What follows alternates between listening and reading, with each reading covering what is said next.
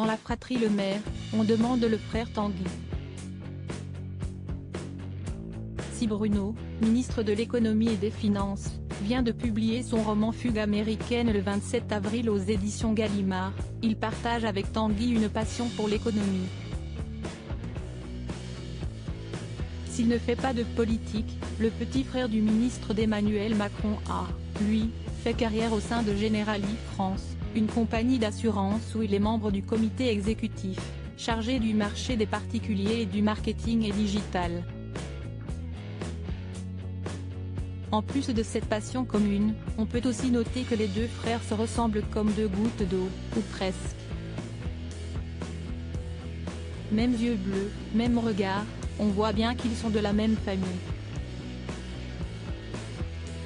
S'il semble que Tanguy ait moins de cheveux gris, c'est peut-être parce qu'il a 4 ans de moins que son aîné. Bruno Le Maire est le deuxième enfant d'une famille comptant 6 enfants, 5 garçons et une fille, et le portrait craché de son père Maurice. Bruno Le Maire et l'importance de l'écriture après la sortie de son ouvrage. Bruno Le Maire a subi de nombreuses remarques se demandant quand il avait le temps d'écrire, en plus de relever un passage particulier de son livre.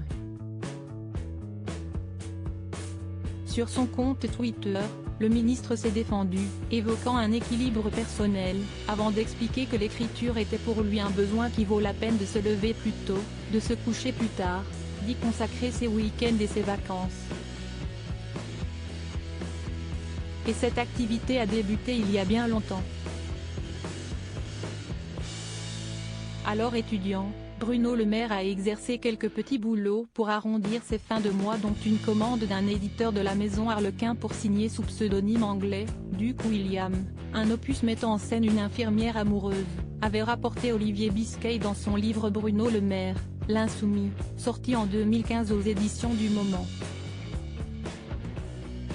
Dans la biographie, on apprenait aussi que pour cette mission, le futur ministre avait été rémunéré 15 000 francs et qu'il s'en était acquitté quand il était étudiant à Louis-le-Grand.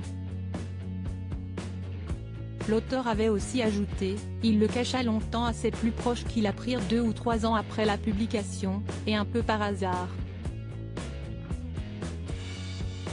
Dans son entourage, personne n'a vu ni lu ses premiers ouvrages, ou n'ose l'avouer.